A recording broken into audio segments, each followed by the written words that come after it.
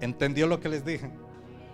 Como humanos, es de humanos equivocarnos, es de humanos errar, pero de los que viven bajo la presencia de Dios serán librados de cometer grandes errores en la vida. Cuando uno va a una prisión, a una cárcel, porque usted entra a cierta hora pero no puede salir a cierta hora. Hay horarios de entrada, pero de salida hay uno solo. Yo he tenido que viajar a otras ciudades a visitar personas en las cárceles. Por ende, en una visita que estuve en una de las cárceles más terribles de Colombia, casi nos asesinan ese día en un patio. Y ese día entendí que cuando alguien está pagando un error serio, admite lo equivocado que estaba. En el momento que usted está a punto de equivocarse, no lo admite. Solamente cuando cometió el error y el error le está cobrando el acto que usted hizo, dice: si alguien me hubiese dicho, si alguien me hubiese ayudado a no cometer esto. Esta es nuestra fragilidad humana. Cada uno de nosotros estamos propensos a cometer errores serios en la vida. Amén. ¿Qué puede cambiar la historia de esto? Solamente Dios. Amén. Muchos hombres en la cárcel están pagando una condena por haber asesinado a su esposa. Otros por haber asesinado a sus propios hijos. Otros por haber asesinado a sus propios padres. Y uno les pregunta: si usted tuviera la oportunidad de devolver el tiempo, ¿lo haría?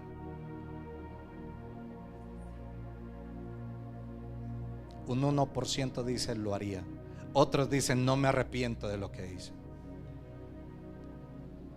Esa es la realidad. Y vuelvo a la pregunta que les decía: ¿cuántos conocemos de hombres de Dios? De pronto, si vamos a la Biblia y yo pregunto: ¿quién fue Moisés? ¿Qué puede usted decir como iglesia? Siervo de Dios. ¿Quién más fue Moisés? Hace poco la doctora Alexandra nos hizo una reseña histórica. ¿Saben qué es una reseña histórica? Cuando ella habló de la visión, nos hablaba de cómo inició el ministerio de caminos, y cómo inició la iglesia. Por ende, nosotros, yo como fundador de la iglesia, tuve que pasar al ministerio del interior lo que es la reseña histórica, cómo inició la iglesia. Pero tuve que hablar de cómo se inició el ministerio para que llegara a ser iglesia.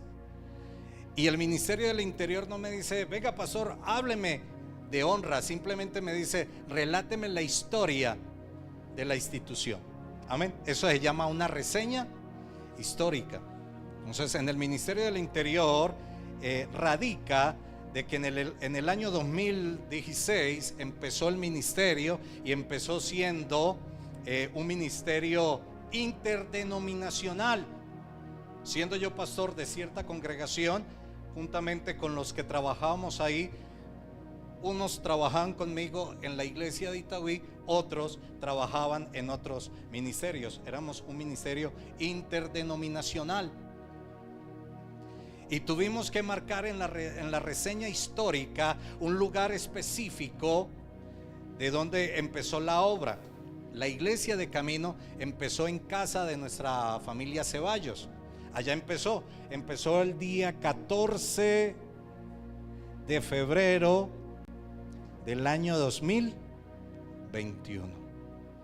Ese día empezó la iglesia de Caminos en ese lugar. Dada que estábamos en un tiempo de pandemia y en casa de los Ceballos había una persona adulta mayor, que es nuestra hermana Lilian. Tuvimos que tomar normas de seguridad, siendo una casa muy grande, ya el espacio no nos daba, y tuvimos que tomar una decisión.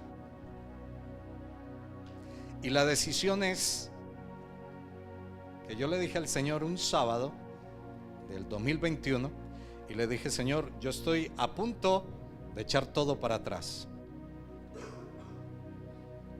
pero estoy a punto también de tomar una decisión, de volver atrás o seguir adelante con este proyecto. Eran las 8 de la mañana de ese sábado, y le dije a mi esposa: salgamos. Teníamos una cita con una arrendadora acá en La Estrella. Habíamos visitado lugares, yo creo que con Natalia habíamos estado en diferentes lugares, ¿no?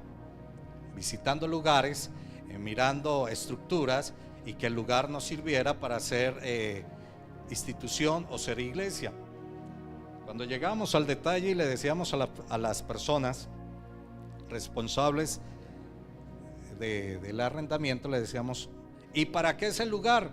No, para una iglesia cristiana. Ahí cambiaba todo. Habíamos tocado varias puertas y todas las puertas se nos habían cerrado. Ese sábado yo tenía que tomar una decisión, y le dije: Señor, si esto es tuyo, tú abres lo que yo no he podido abrir. Y veníamos para la cita de la arrendadora.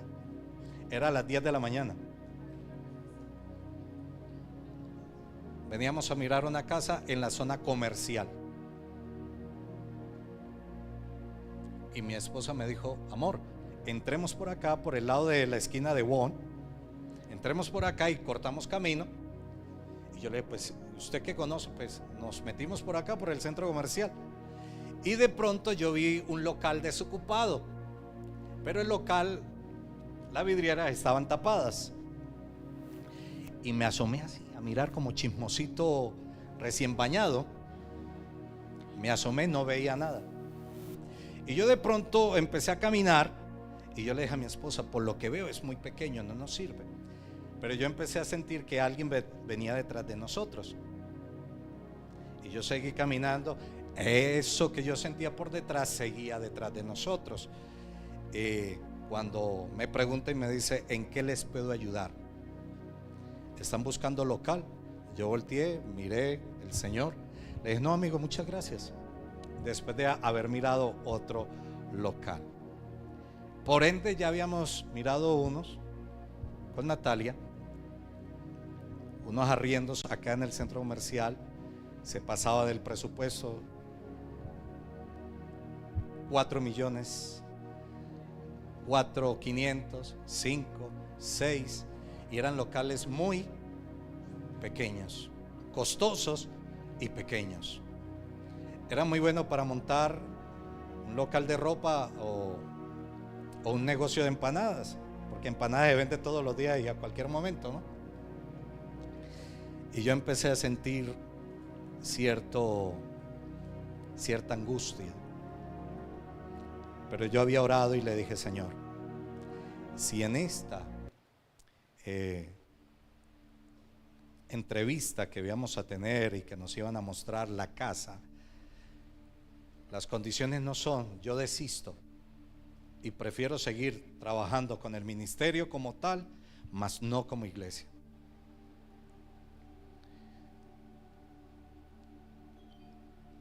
Y ese señor que me seguía me dijo: venga, pero dígame qué está buscando. Y yo le dije: no, es que yo estoy buscando, como ya nos habían dicho, yo decía para iglesia, y ya era, no sé, es como abrirle la puerta al infierno, yo no sé. Cuando alguien escucha iglesia, se imagina el infierno encima. Y yo lo miré y le dije: no, es que yo necesito hacer ciertas reuniones de oración. Y recuerdo que él se sonrió y me dijo: o más bien una iglesia. Y yo le dije: sí, esa es la idea. Me dijo, venga sin compromiso, le tengo el lugar. Le tengo el lugar, sin compromiso. Este no me había dicho no. Y resulta que era el dueño del edificio. Vimos. Cuando Dios está en el asunto, Dios está. Así yo vea todo cerrado. Mejor dicho, me ofrecieron todo el piso. Me dijo, ¿cierto? Usted es el pastor. Yo le veo la cara a usted de pastor. Yo le dije, no, yo soy el de oficios varios. Yo soy el que trabajo para el pastor. Me daba miedo de decir cualquier cosa.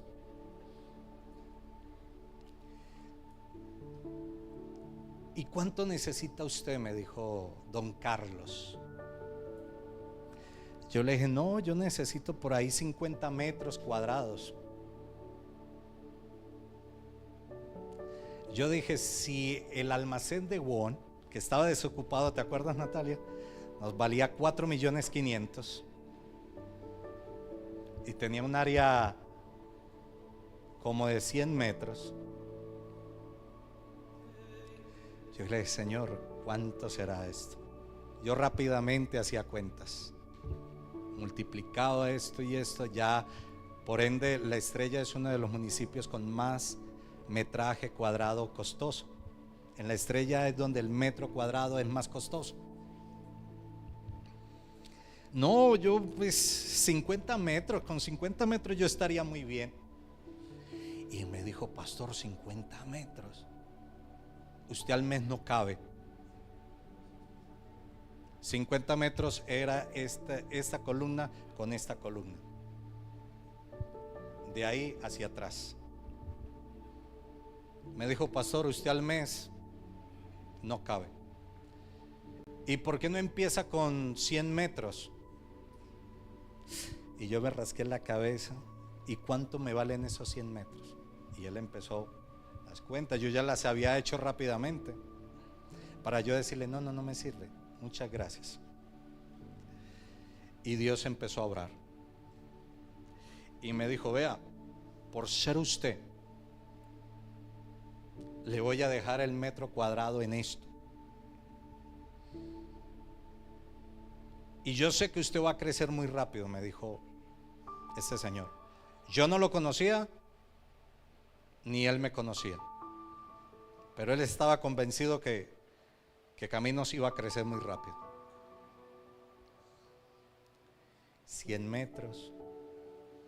Fue una maravilla lo que me plantearon. No me aguanté las ganas. Fui y busqué a la doctora Alexandra, a Pedro, porque yo estaba que me salía de la ropa. Ellos tampoco aguantaron, no creían la idea. Que ese mismo día llamé y citamos nuevamente con este señor, y por la tarde nos reunimos con él. Y por la tarde estábamos pactados, haciendo un pacto de fe porque no había dinero. Y para empezar me estaban pidiendo un mes adelantado, ¿se acuerdan?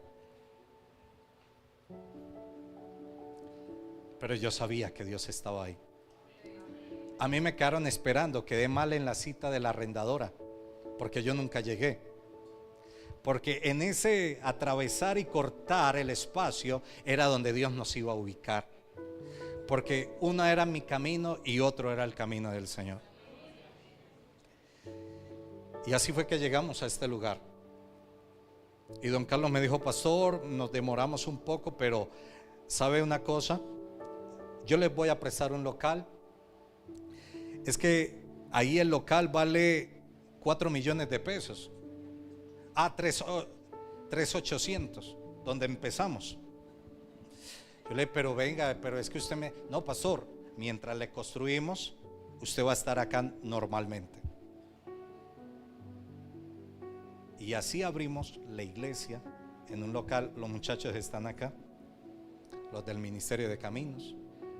Así empezamos en un local donde no teníamos cómo pagarlo, pero cuando Dios está, Dios abre puertas. Y ese local lo pidió el banco. Y me llaman y me dicen, pastor, me pidieron el local y yo no he podido terminar porque mientras los permisos, una cosa y lo otro, se empieza a oscurecer las cosas. Porque cuando algo es de Dios, hay momentos que se empiezan a oscurecer, pero no quiere decir que será oscuro. Y me dice, pastor, la solución es otro local que tenemos y el arriendo ahí vale 12 millones de pesos, es donde está actualmente de uno.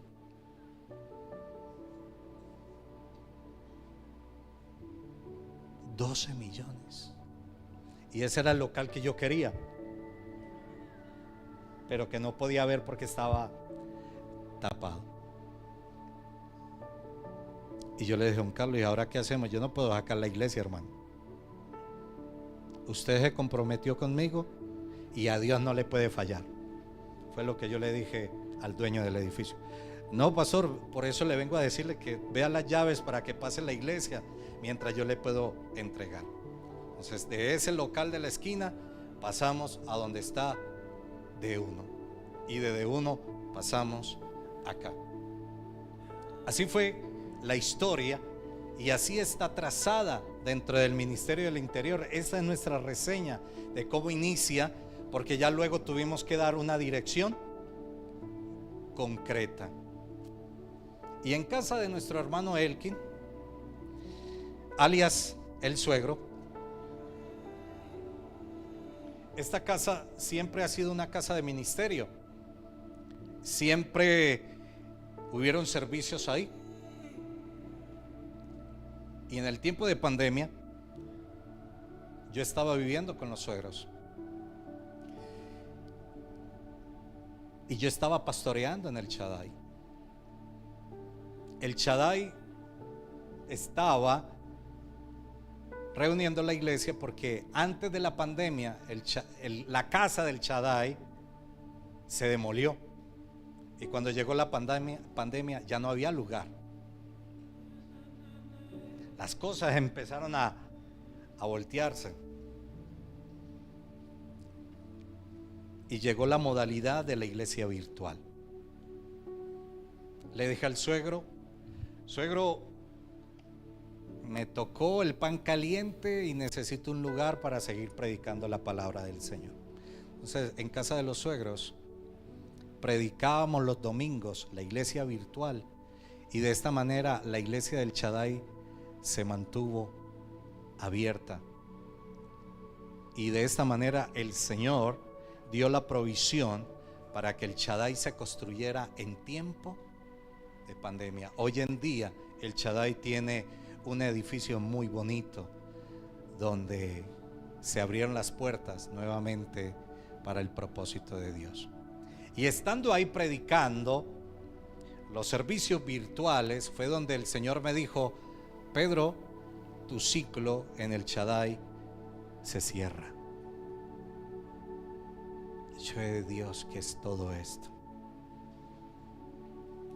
Tantos años luchando por una visión, luchando por construir un templo nuevo, y justamente cuando se terminó y yo terminé de instalar todo el último cable del sonido, Dios me dijo: es hora de cerrar tu ciclo. Y en pandemia se abrían las puertas de una iglesia que había quedado sin lugar. Se cierra ese ciclo para mí como ministro, y Dios me dice: llegó la hora de abrir el nuevo proyecto. Y yo le dije: Señor, abrir una iglesia en pandemia, donde cantidad de iglesias o congregaciones se cerraron en Medellín y en Itagüí.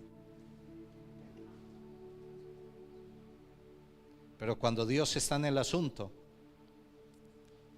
la congregación o el ministerio Camino de Santidad y Poder se abrió en pandemia en un edificio que se había cerrado completamente porque era un centro comercial. Solamente funcionaba el -2 y el primer piso. Eso era Venecia, y muchos cerraron, y de ahí en adelante, del segundo en adelante, era parqueaderos. Esa era la realidad. Y Dios nos trajo sobre sueños imposibles. Amén. Y poder escuchar a Dios. Y era lo que Dios me había hablado hace más o menos en el 2015. El Señor me habló a través de la ministra o de la pastora Oliva Salazar. Y me dijo: pastor, el Señor me habló y me dijo que te iba a sacar de acá. No pensé que era tan rápido. Y la sierva entra en su estado de enfermedad. Y en esos días me reúno con ella y le digo: sierva, el Señor me habló y me dijo que ya tenía que salir. Pasaron varios años, casi 5 años, orando por lo que Dios me había hablado en el 2015. Y se cumplió en el 2021. Ese es Dios. Amén. Por eso estas enseñanzas son de las que tú resucitas o sales muerto. Donde tu vida es comprometida o confrontada en lo que sí eres o no eres. Amén. Porque hoy en día hay una modalidad muy bonita, y es decir, yo soy cristiano. Porque ya no decimos evangélico. No sé por qué. No, pastor, yo no soy evangélico, yo soy cristiano. Ay, perdóneme. No sabía que decir evangélico era un pecado ya. Y todos, el hecho de leer la Biblia te hace parte de llamarte evangélico, porque estás leyendo el evangelio. Cada uno de nosotros somos un evangélico enamorado del cristianismo. Ser evangélico cristiano es: leo el evangelio y vivo para Cristo a través del evangelio. Amén. Esto es, y quiero tratar un tema que he titulado pasos, escuchen, pasos para entrar a la presencia de Dios. Porque actualmente la iglesia del Señor no sabe entrar a su presencia. Actualmente a la iglesia del Señor le cuesta trabajo adorar en su presencia. Amén. Por eso en los tiempos de adoración es tan fácil distraernos, porque no sabemos entrar a la presencia de Dios. Amén. Es muy fácil perdernos en el momento de la enseñanza, porque no sabemos conectarnos con el espíritu de la palabra. Amén. Y por eso es tan fácil volver a salir de este lugar aún peor de cómo entramos, porque salimos frustrados, porque decimos: no sentí a Dios. Eso es que el pastor ya no ora. Eso es que el pastor ya no ayuna. ¿Y por qué lo crees? Porque yo no sentí la presencia de Dios. Es que tú no vas a sentir la presencia del Señor por tu pastor, porque la presencia del Señor es personal, es relacional. Amén. Dios es un Dios de relación. Amén. Es deber del pastor conservar, y como le dijeron a David: nunca más saldrás a la guerra para que la lámpara de Israel no se apague. Es mi responsabilidad y de los ancianos de la iglesia y de cada líder, de cada levita, mantener la lámpara encendida. Amén. Pero de usted la responsabilidad que usted pueda sentir a Dios dentro de su vida. Si usted no siente a Dios, yo le invito a que se examine. Amén. El que está a tu lado no es responsable de que tú sientas la presencia de Dios. El que está a tu lado es un instrumento para que la presencia de Dios sea permanente, pero usted es responsable de que la presencia de Dios se sienta en su propia vida. Amén. Pasos para entrar a la presencia de Dios. Les preguntaba ahora: ¿quién es Moisés? Moisés, a los 3 primeros meses ya tuvo una vida de persecución. ¿Sí sabían ustedes?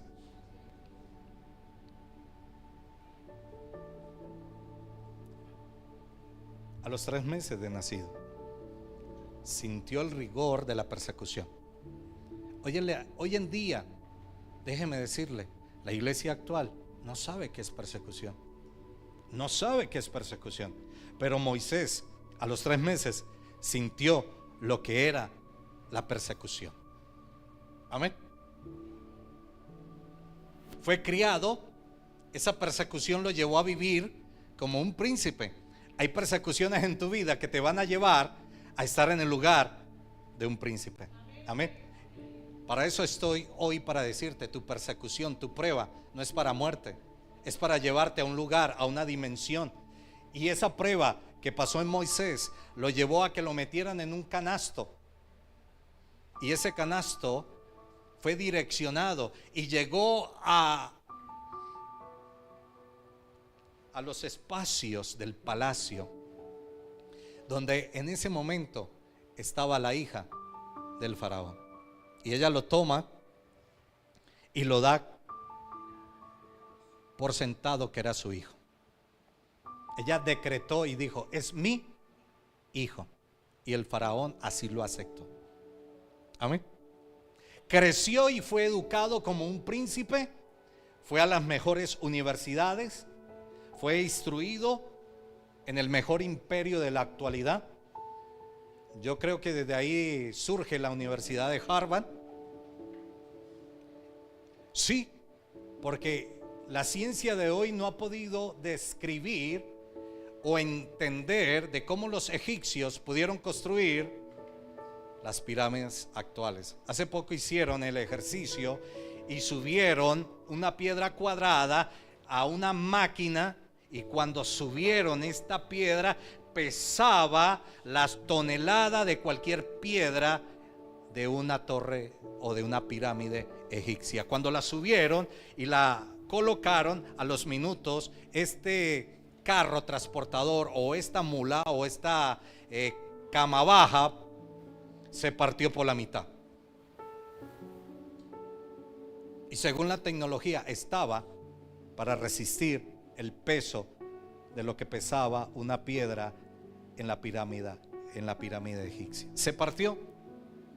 Si se partió, ellos decían cómo transportaban cada piedra más o menos en una distancia de 300 millas.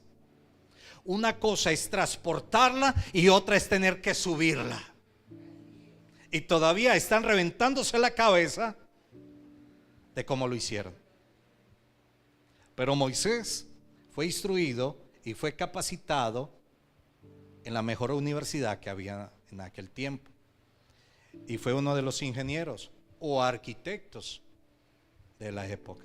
Era quien dirigía la construcción de todo lo que hoy se conoce como las maravillas del mundo. Amén. Esa fue la vida de Moisés. 3 meses, fue sacado de su casa, fue criado en una casa extranjera, fue enseñada una lengua extranjera. Pero cuando Dios está en el propósito, no importa a dónde te llevan, no importa la manera en que tienes que vivir, pero si Dios está en el asunto, algo va a pasar diferente. Amén.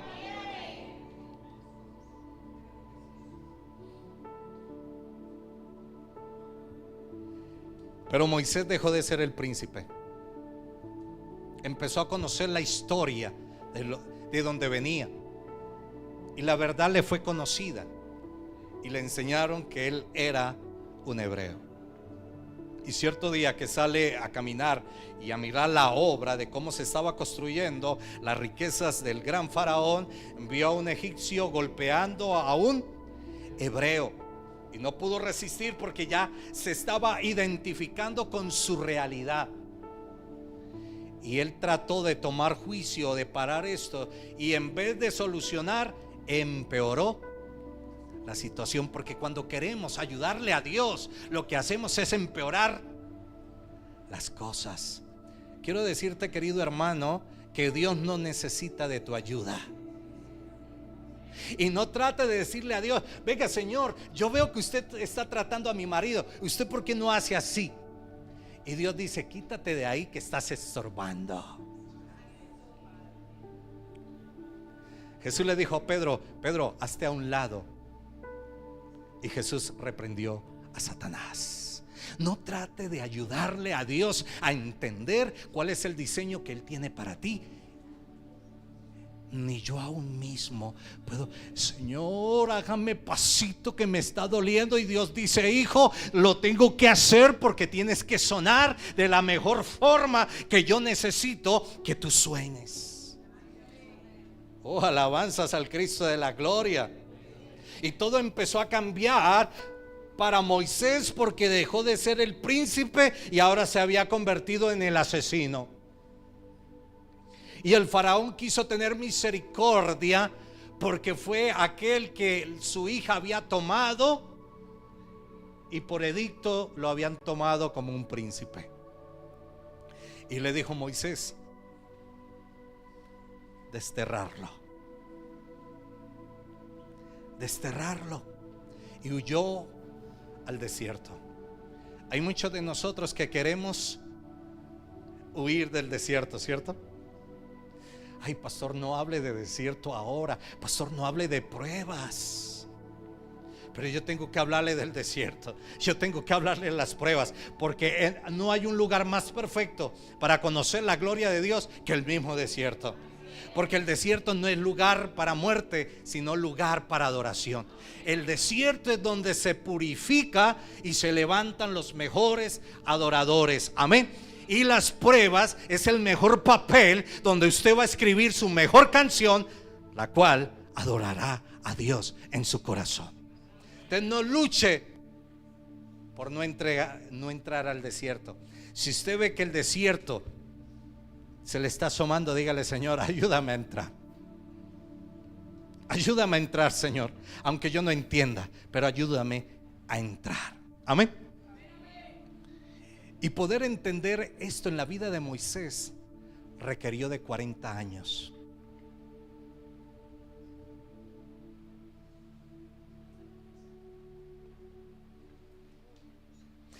Yo escuchaba cierto día algo que yo siempre vi del hermano Elkin, alias mi suegro. Es que él siempre quiso ver toda su familia sirviendo a Dios. Hablando del primer núcleo. Hace muchos años vio a sus 3 hijos sirviendo en el altar. Pero sus hijos empezaron a crecer y todos empezaron a tomar rumbos diferentes. Y cierta mañana vivimos una experiencia muy bonita.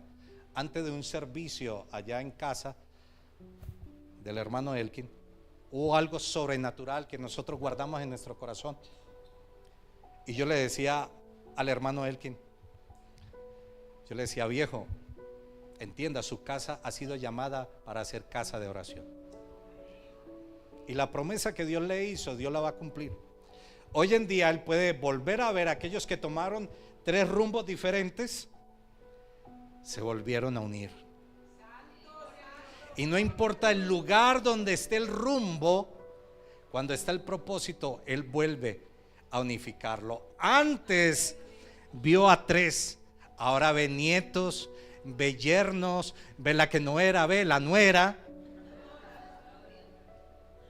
Porque el propósito de Dios da frutos. Amén.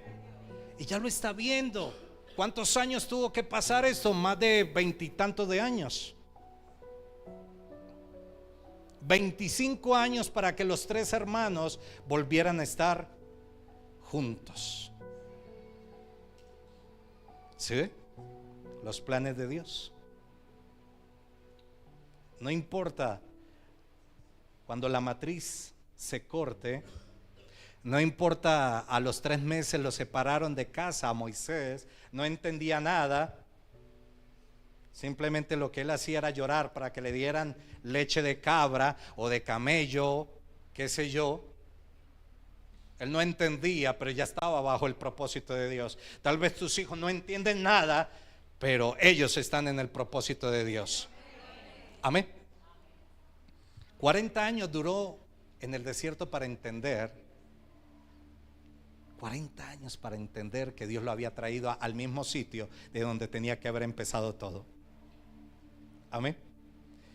40 años para poder ver la zarza arder. 40 años para tener una experiencia viva con Dios. Yo pregunto hoy, ¿qué tenés que permitir en tu vida para que tú entiendas que la zarza tiene que arder? Y voy a decir algo tal vez muy duro. ¿Tendrá que Dios quitarte un hijo del camino? Ay, no. Ahí sí, si así lo tiene que hacer Dios. Porque esta es la realidad de Dios. Ese es el propósito de Dios, que tú entiendas que has sido llamado por Él.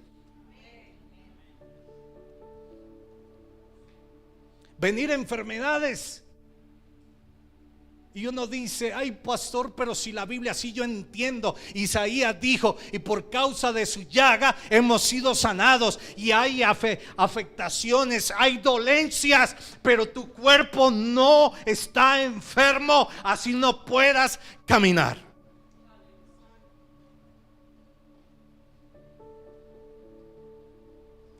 Mi hijo, porque a usted no lo impide nadie, ni la silla de rueda, para usted llegar a casa. Y vive solo, y viene solo, y maneja solo este varón. Y cuando él llegó a la iglesia, yo lo vi, yo dije: a este paciente yo lo conozco. Y tenía la imagen, y yo le decía a mi esposa: yo lo veo ahí, pero yo sé que yo lo vi a él, yo lo conocí a él. Hasta que Dios nos mostró cómo fuera. Cuando yo lo conocí no en una silla de rueda. Y cuando Dios destapó la olla en estos días y le dijo lo que iba a hacer con él, supimos dónde lo habíamos conocido. Y Dios le dijo a él que esa silla de rueda no es impedimento, varón. Y llega y sube como sea, llega solo y llega al 5º piso. Y yo pregunto: perdóneme, ¿y por qué llegas tarde a la casa del Señor?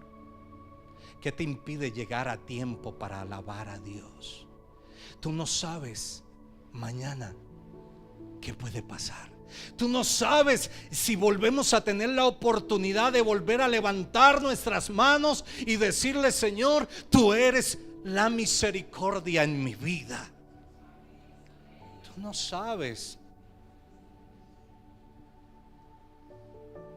Por eso tenemos que vivir un segundo como si fuera el último respiro de nuestra vida, y amar el poder estar en la casa de Dios. Ahora que yo veo los adolescentes acá, a los padres les digo: motívalos, que no hay mejor lugar que el estar en la presencia de Dios, que no hay mejor encuentro sobrenatural que el estar en la presencia de Dios.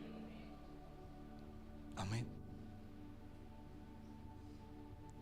Que de aquí en adelante cada servicio lo disfrutemos al máximo, como si fuera el último día, porque tú no sabes qué puede pasar.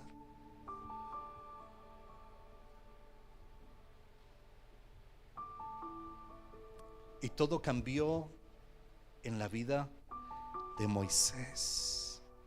Éxodo capítulo 33.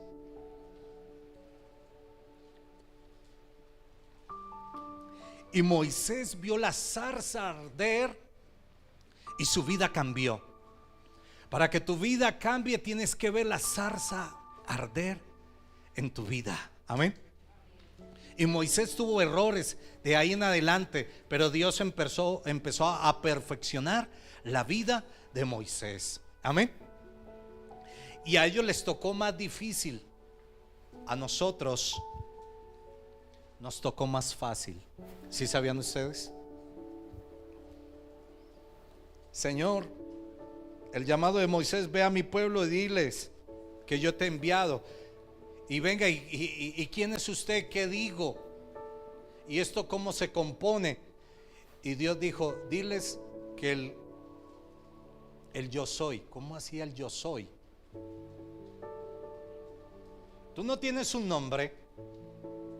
No, yo soy el que soy.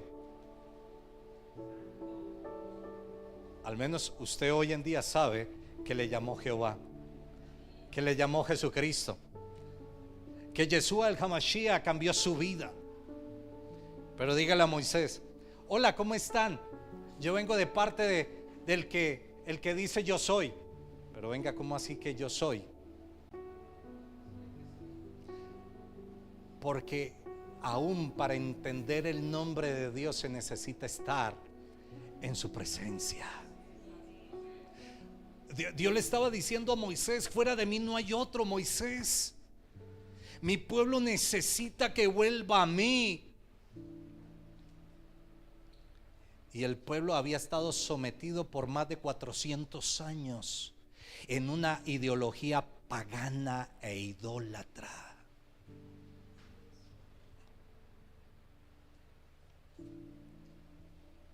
Y solamente el poder cambiar y conectarnos con el chi nuevamente, se necesitaba conocer algo sobrenatural, el yo soy. ¿Tú conoces a yo soy? ¿Tú lo conoces, iglesia? Oye, ese silencio me dijo mucho. Cuando fueron a arrestar a Jesús y preguntaron: ¿quién es Jesús? ¿Qué dijo él? Yo soy. Porque el pueblo conoció al gran yo soy, y ahora la iglesia tiene que saber y estar convencida que el yo soy, desde el principio, desde el ayer, el de hoy y el de mañana, sigue siendo presente. Por eso Jesús dijo: yo soy al que ustedes buscan.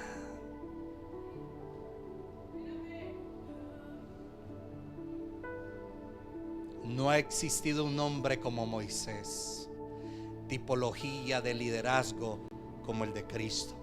Amén. Un hombre que vio la gloria de Dios tan inefable que todavía los científicos están tratando de hallar de cómo el mar se abrió. Han encontrado ciertos inicios, pero vuelven a una realidad incierta en ellos, porque para discernir a Dios o entender a Dios debe ser a través del Espíritu. Para usted relacionarse con Dios debe ser a través del Espíritu. Y si usted no tiene una vida espiritual, aunque usted lleve años congregándose, usted nunca podrá tener un encuentro con la zarza ardiendo. Amén. ¿Por qué la zarza ardiendo? Porque es lo que Dios puede permitir. Él es tan santo que tú no le puedes ver, y Él tiene que permitir algunas o ciertas operaciones espirituales o manifestaciones para que tú te puedas relacionar con una santidad perfecta como lo que es Él. Amén. Si yo pregunto hoy en este lugar: ¿cuántos desearían vivir como Moisés vivió después de la zarza?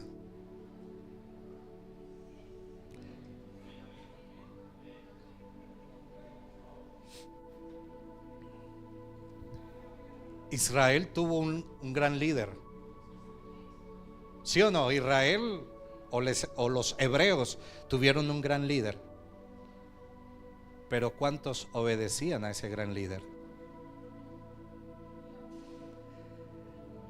Si a mí, o yo le pregunto al pastor Jorge Luis: pastor, ¿te gustaría tener un pueblo como los israelitas? Inmediatamente me dice: pastor, no, ¿sabe qué? Mi mujer no me va a dejar servir más. Pastor, no cuente conmigo. Hermana María, ¿cómo así? No, yo no he dicho nada. Sí, amor, usted lo dijo. Es que usted estaba dormida, pero usted me dijo que yo no puedo pastorear a Israel. Ningún pastor desearía pastorear a Israel, pero Moisés lo tuvo que hacer. ¿Quién o qué como el liderazgo de Jesús? No ha habido un liderazgo más perfecto que el de Jesús. Pero hablemos un poquito de los 12.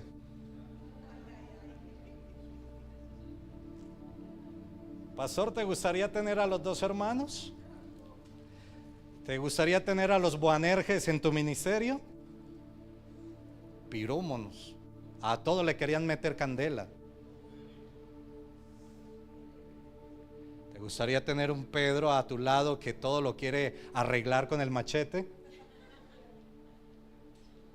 ¿Te gustaría tener a un Judas que todo lo quería vender? ¿O a un Tomás que todo lo dudaba?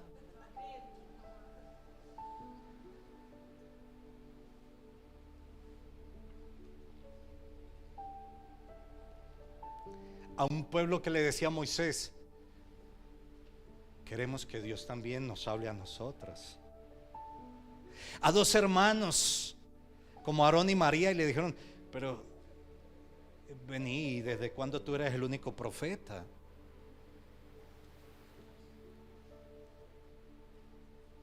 Pero hay una realidad. Cuando el pueblo quiso y Dios estuvo dispuesto, el pueblo salió corriendo y dejó a Moisés a solas. Cuando Jesús quiso enseñarles a tener una vida espiritual, todos le dejaron solo. ¿Y sabe qué le decía yo al Señor hoy? Y si eso vivió Moisés, y si eso te tocó a ti, Jesús, yo no quiero ni pensar qué puedo yo vivir.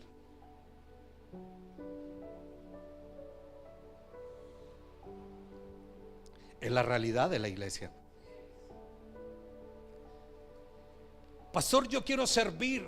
Venga, el servicio es de esta forma. Entonces, como para servir, mire, en Hechos capítulo 6 hay un ejemplo muy vivo del servicio. Y vino la problemática y vinieron y le tiraron la papa caliente al pastor Pedro, no Pedro Lázaro, sino Pedro Simón, o Simón Pedro. Le dijeron: mira, pastor, las mesas están desatendidas, las viudas no hay quien las visite ya, esto está un caos. Ok, vamos a hacer lo siguiente: vamos a llamar servidores llenos del Espíritu Santo. Ay, pastor, para calentar una arepa y echarle mantequilla en la casa de Dios se necesita el Espíritu. Sí, y bastante. Y bien llenos. Porque servir en el mundo es una forma y servicio para muerte. Pero servir en la casa y en el reino de Dios es para vida y vida eterna. Por eso es diferente a cómo se sirve en la casa de Dios. Y es tan difícil servir afuera que te pagan. O alguno de los que trabaja acá trabaja de gratis. Así sea en la oficina, ¿cierto, Angie? Usted no vive del aire.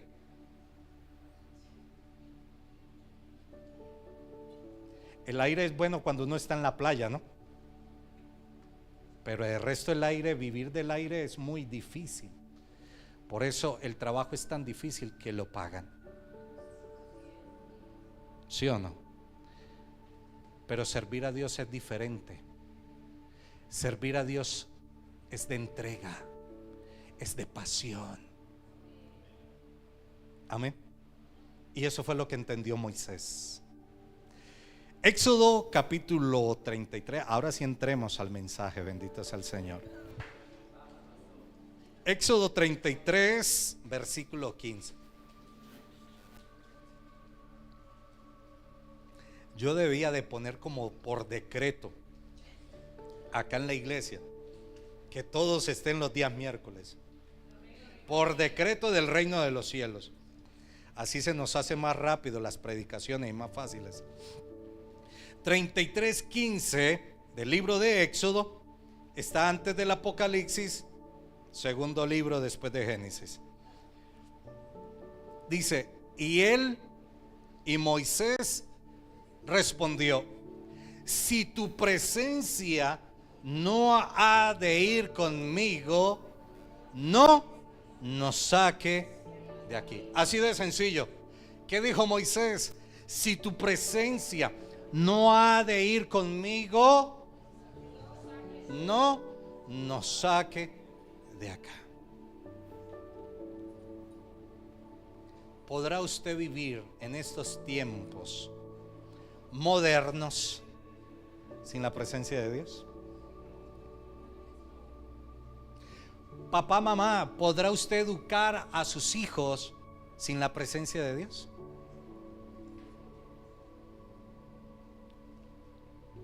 A mí me tocó, Pastor Jorge, usted y yo somos los más viejitos acá, ¿yo? Entonces usted me va a servir de ejemplo hoy. A nosotros nuestros padres, lo he dicho, nos miraban y nos hablaban por todo un mes con la mirada, y uno entendía. Yo no sé si los niños o nosotros los niños de aquel tiempo nacíamos con discernimiento de espíritus y entendíamos el lenguaje de la mirada. Mi papá movía una ceja y yo decía y entendía sin que él mencionara una palabra. Hoy en día los muchachos no.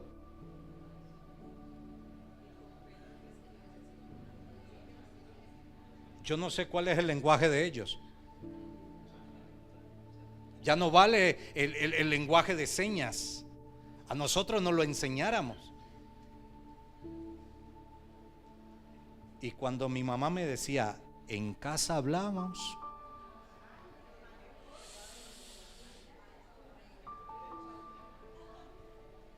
yo deseaba estar en la película Volver al Futuro. Eso era algo sagrado, que un papá le dijera, ahora hablamos. Bendito sea el Señor. Hoy los padres necesitan tanto de la autoridad de Dios para que nuestros hijos vuelvan al principio de la moral. ¿Sí o no? Hoy un educador necesita tanto para poderle enseñar a estos muchachos. Esta es la realidad. Y cada día va a ser peor. Necesitamos de Dios.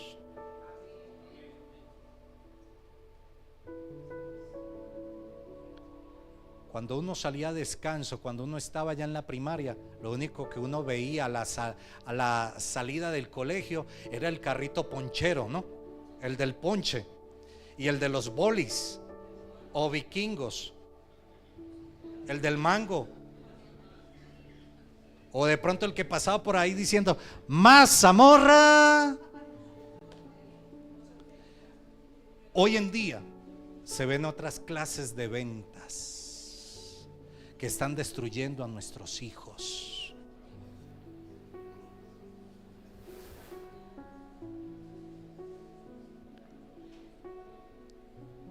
La vida social ha cambiado, amada iglesia. Y como ha cambiado, necesitamos de hombres nuevamente que sean llenos de la presencia de Dios para que todo vuelva al comienzo de Dios. Amén.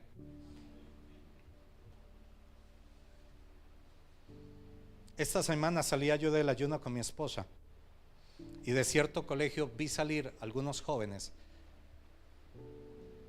y no diciendo que no somos una iglesia de inclusión, pero vi, los conté, eran 5, pero yo no sabía si era hombre o mujer, o si era niño o niña. No sabía identificar.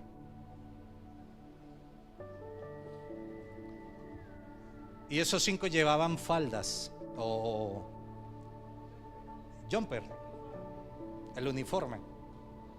Yo les veo y les miraba el rostro y les miraba de cómo estaban vestidos, y sentí dolor en mi alma. Y no pasaban más de los 13 años.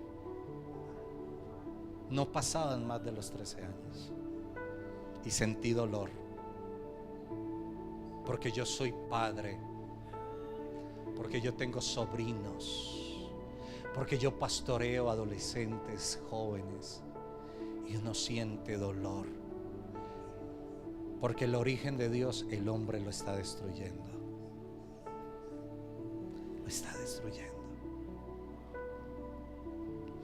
Si tu presencia no ha de ir conmigo, no nos saque de aquí. ¿Qué estaba pidiendo Moisés?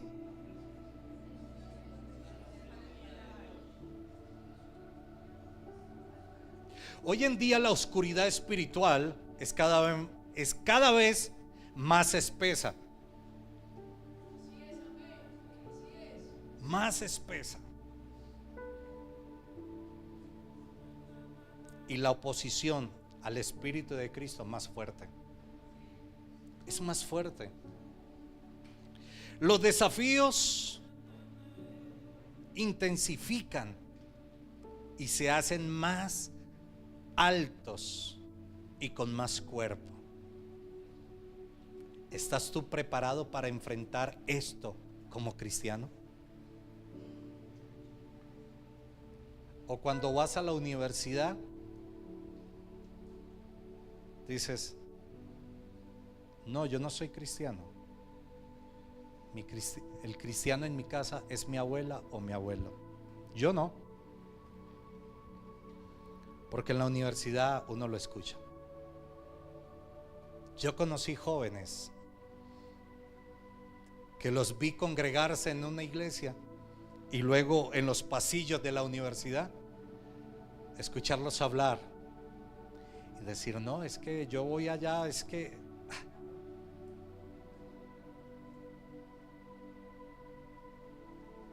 Si uno siente dolor, ¿qué puede sentir Dios en su corazón? Pero muy fácil son adoctrinados por cualquier filosofía donde la escritura dice que es hueca, y pensamientos y caminos de muerte. Por ende, yo tuve que trabajar en el bloque 9 de la Universidad de Antioquia, donde está el socialismo a flote, de donde uno veía a los encapuchados salir de cierto salón y decir: es que tenemos ideales. ¿Y qué ideales?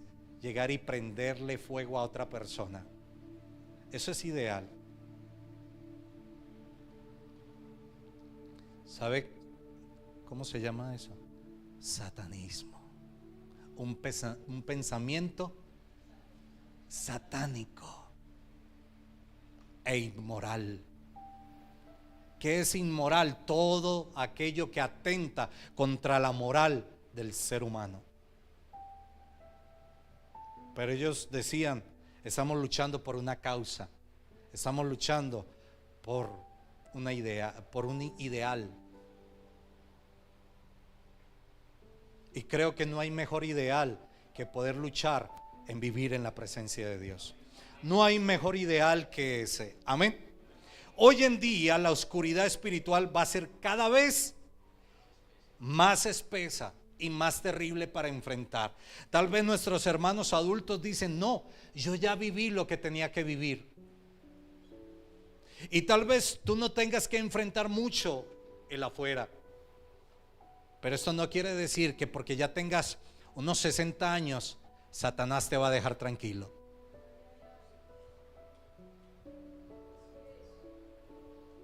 Vas a tener tu lucha espiritual afuera o adentro en tu propio aposento o lugar o habitación o lecho. Uy, ese mundo cómo está.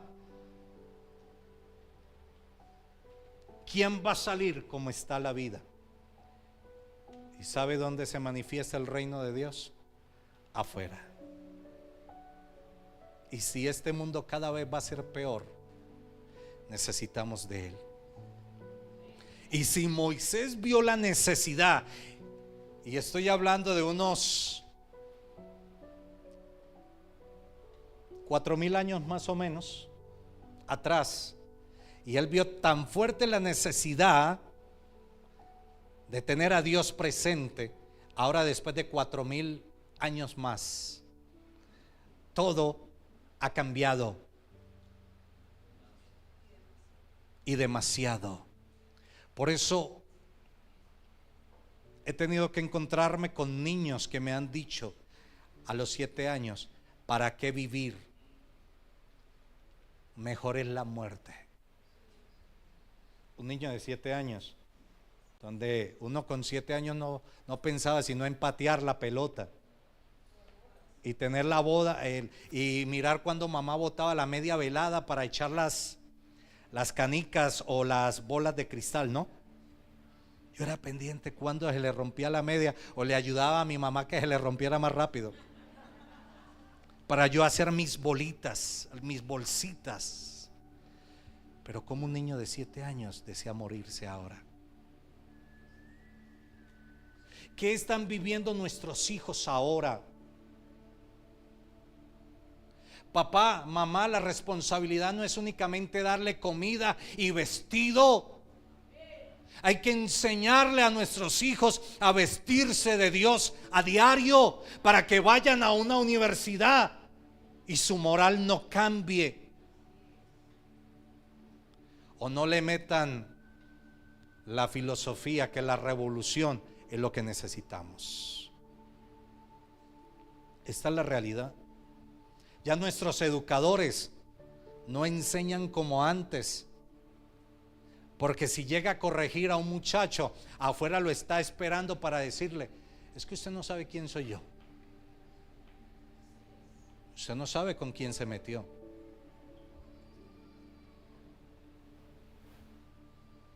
Yo tuve que decirle a muchachos adolescentes, cuando uno les decía algo: oiga, pastor, es que usted está esperando que lo acaricie.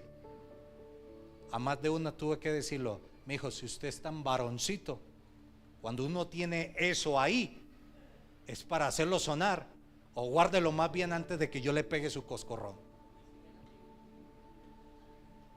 Sí, es cierto. Hacer misiones no es nada fácil. Encontrarse con grupos armados y encontrarse con la niña de 13 años siendo la mujer de todos en el campamento.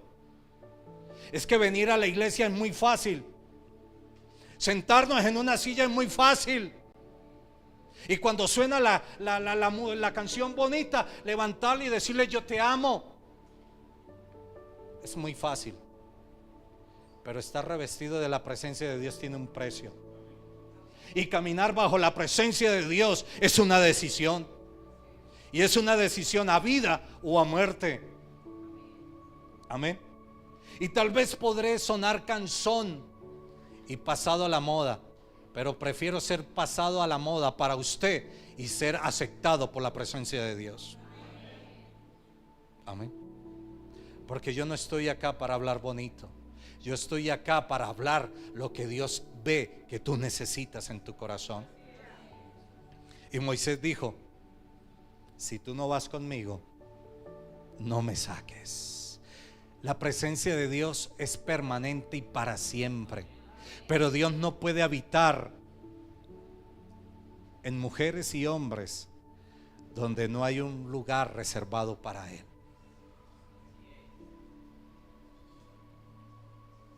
El venir a la iglesia no dice nada de ti.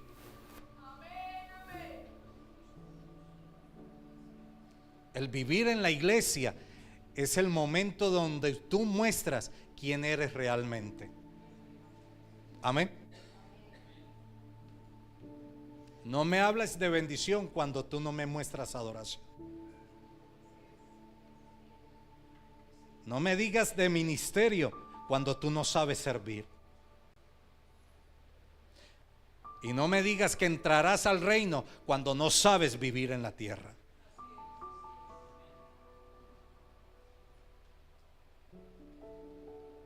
Por eso Pedro entendió y le dijo: maestro, dura palabra es esta.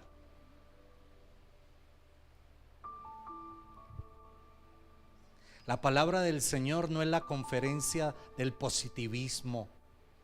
La palabra del Señor es dura y en ocasiones más dura. Es dura porque nos confronta del pecado, del juicio y de la justicia. Amén. La filosofía de los hombres pasan y los hombres mueren, pero la palabra de Dios permanece para siempre y son las que dan testimonios de Él. Amén. Yo no puedo cambiar la palabra en su ciencia. La palabra del Señor es vida, pero también es exhortación. Amén.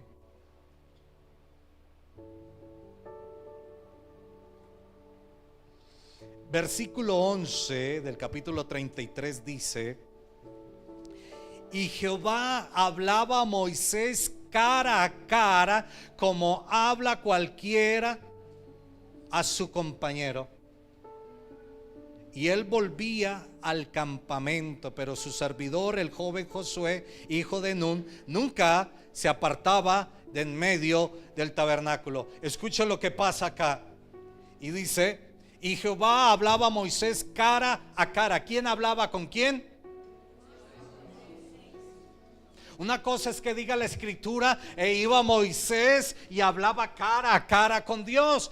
Pero la escritura está diciendo que Dios es quien habla con Moisés. Es Dios quien proporciona un encuentro con Moisés. Amén.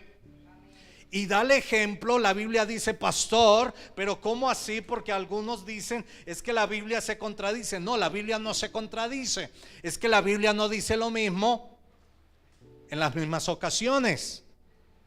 La Biblia dice que no vivirá hombre que vea a Dios y no muera. Pero acá la Biblia está diciendo que Dios hablaba cara a cara con Moisés, como hablar un hombre con su compañero, como hablar un hombre con otro hombre. Había una relación permanente.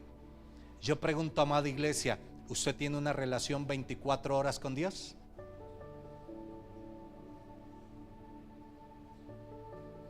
¿Glorifica usted a Dios las 24 horas del día? ¿O necesitamos de pronto de un monasterio aislado de todo y que nos encierren en una habitación? Pueden pasar dos cosas o tres cosas: que resistamos al encierro, a la soledad y al silencio, aprendamos a ser adoradores, o determinemos morirnos en el encierro. Porque muchos entendieron que buscar a Dios era aislarse de la vida del común. Encontrar a Dios es el poder vivir en esa vida común a diario. Y eso fue lo que Dios empezó a enseñarle a Moisés, a que viviera todos los días bajo su presencia. Y por eso Dios dice que venía y hablaba con su siervo Moisés como cualquier otro hombre, hablar con él. Amén. Ese cara a cara habla de una relación. Pregunto yo, ¿podrás tú vivir solamente con lo poquito que recibes cada 8 días? Y sales de la iglesia y mañana te preguntan: ve, ¿y de qué hablaron? ¿Qué fue la enseñanza? Y tú digas: sí, estaba muy bueno, pero ¿de qué hablaron? Yo no me acuerdo, pero yo escuché que todos aplaudían y decían gloria a Dios. Y por eso digo que estaba bueno.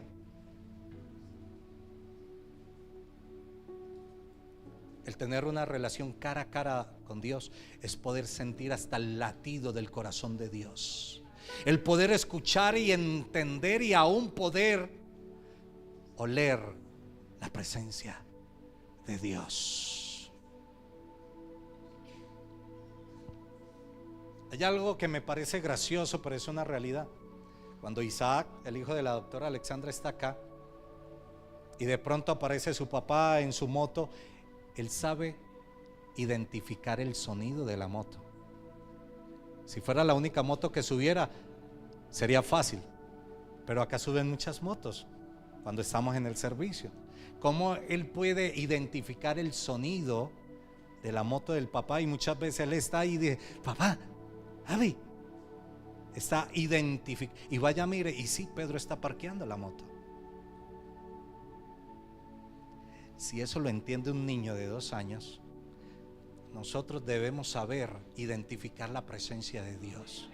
Y quiero decirte que 20 años echaste a la basura, perdóneme, pero todavía no has podido aprender a identificar cuando Dios entra a su casa. Porque ha sido siempre por 20 años el indiferente que vino a una casa porque tenía una necesidad, no más. Por eso Jesús dijo: ¿acaso no eran 10? ¿Y por qué solamente estás tú? ¿Dónde están los otros?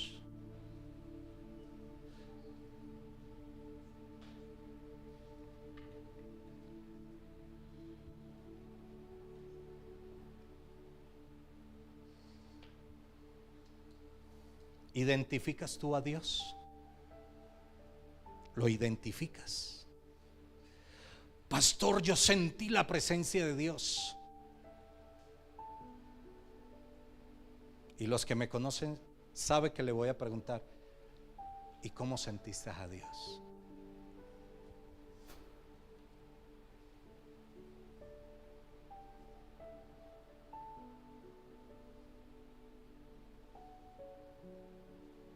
Si Isaac identifica cómo llega, cuándo llega su papá, si el perrito de la casa sabe cuándo eres tú, y no has entrado a tu casa y ya el animalito te olió, te escuchó, ¿sí o no? Si esto lo hace un animal que no tiene espíritu, ¿qué nos toca a nosotros que tenemos el aliento de Dios?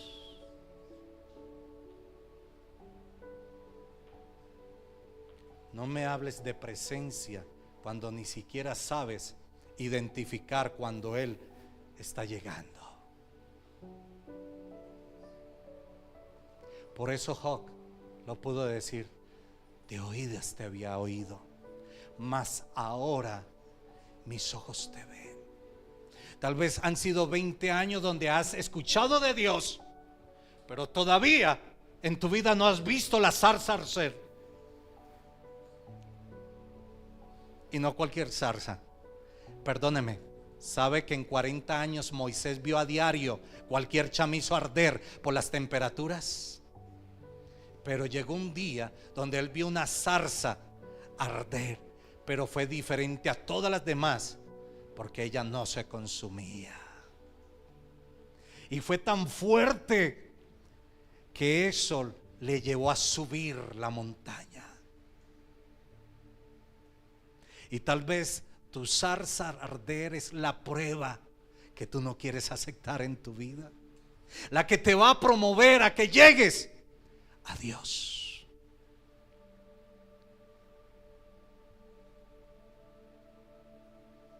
¿Qué zarza está esperando? ¿Qué estás esperando ver para que tú cambies?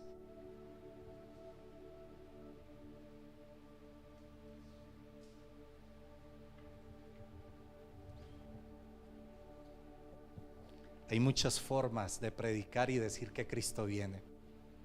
No necesito hablarles de Apocalipsis y meterle el terror del Apocalipsis para que usted diga: ¡qué miedo!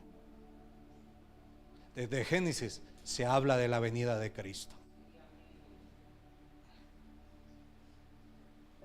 Desde Génesis.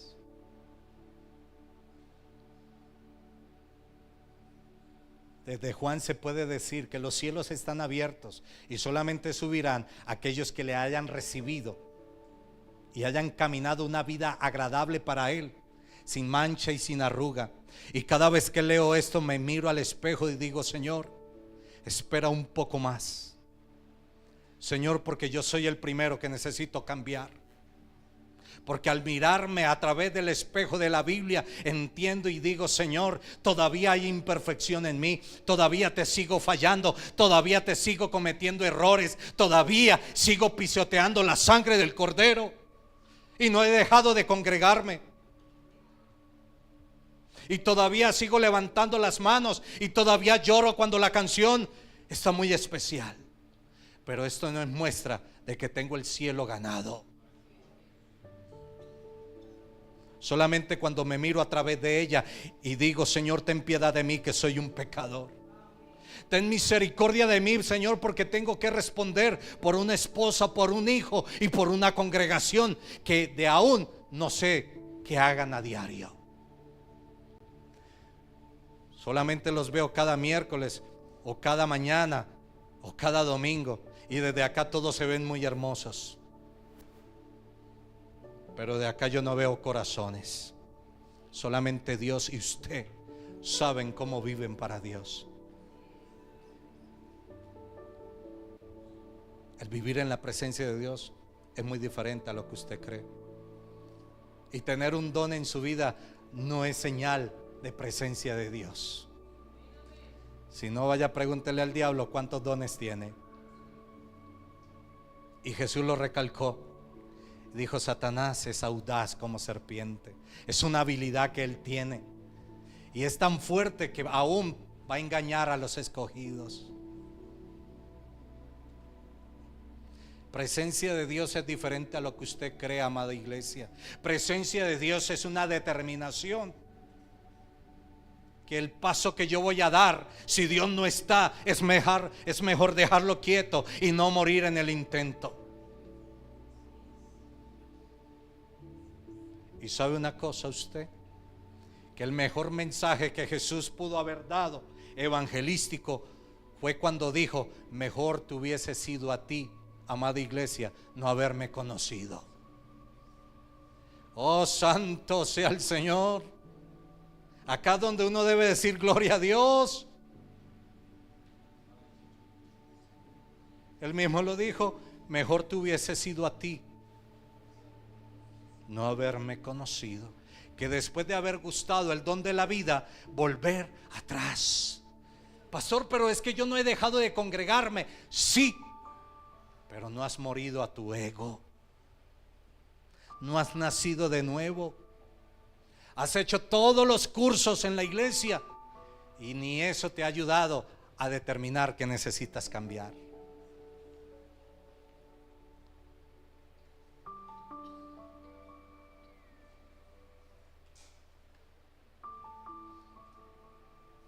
¿Qué es presencia de Dios entonces con todo lo que he dicho? Para cerrar esta introducción, ¿qué es presencia?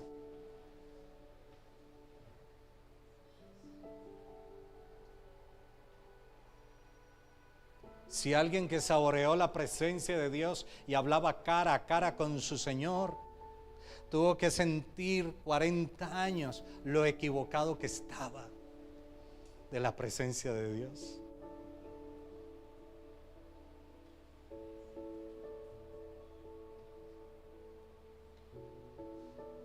Cuando el Señor me puso este mensaje, yo dije: Señor, ayúdame a entenderlo. Estuve tentado a poner a otro predicador, pero como cabeza de esta casa tenía que hacerlo. Decirte a ti lo equivocado que estamos cuando hablamos de presencia de Dios. Tal vez estamos viviendo bajo la gracia de Dios, que es diferente. La misericordia que nos ha alcanzado. Pero presencia de Dios es diferente a lo que tú has creído. La presencia de Dios es diferente a sentir un don. ¿Recuerdan el gran evangelista? Cuando se apartó de Dios y alguien se acordó de él y le dijo: venga, usted ahora porque está tomando, porque lo vieron con una cerveza en cierto pueblo. Le dijeron: venga, usted no es el evangelista que hacía milagros, que hablaba de Jesús, que habló del infierno si no nos arrepentíamos, y ahora usted ¿por qué hace eso? Qué engañador es usted y qué falso es su Dios. Y él dijo: un momento, acá el equivocado y el que está mal soy yo. Pero ese Dios que una vez prediqué sigue siendo el mismo de ayer y es el mismo de hoy. Y se lo voy a demostrar. Tráigame al enfermo más enfermo. Se lo trajeron. Y resulta que el enfermo ya estaba muerto. y oró por él. Y el enfermo que estaba enfermo, que ya no era enfermo sino muerto, se levantó. Y él dijo con lágrimas en los ojos: Dios sigue siendo el mismo. Yo estoy equivocado, yo soy el que está mal, pero ese Dios sigue siendo el mismo. Y el don todavía estaba en él. Porque lo que Dios da, Él no lo quita. Soy yo quien los oscurezco. Tal vez en un tiempo la presencia de Dios estuvo contigo, pero con nuestros hechos hemos oscurecido la presencia de Dios. Y ya no es la luz del Dios quien predicaba, sino la luz falsa que yo he creado de una santidad que le he llamado presencia. La presencia de Dios es algo que nadie ha visto con sus ojos, pero es una presencia que se va a sentir en aquel que tiene hambre de Él. Y termino esta introducción porque de algo que Dios me dijo es que tengo que enseñar de la presencia de Él. Si el Señor viniera hoy, quiero preguntarte, amada iglesia, ¿estás listo? ¿Estás preparado? ¿Estás convencido que te vas? Y no me venga a decir Efesios 2:28, porque yo le voy a decir: Él viene por una iglesia sin mancha y sin arruga. Es tan perfecto que esto no es nuestro, sino de Él. Pues esto es por medio de la fe. ¿Y sabe cómo crece la fe? Por la gracia y su presencia. Porque todo aquel que se acerque a Dios debe ¿qué? Y yo pregunto, ¿usted cuando ora cree que está siendo escuchado? ¿Está seguro de eso?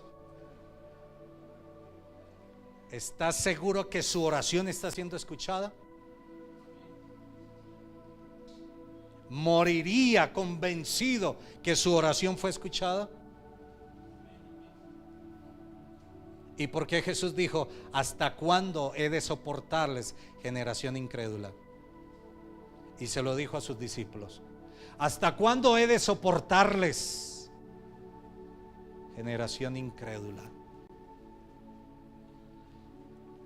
Cuando yo voy a Él, la fe parte desde que antes salga una palabra de mi boca. ¿Y por qué le pregunto si está convencido de que su oración haya sido escuchada? Cuando usted está convencido que aunque tenga una dolencia, la dolencia no le va a detener a usted para buscar a Dios. Que la prueba que está pasando no es motivo para que usted deje de buscar a Dios. Ese día usted está convencido que su oración fue escuchada.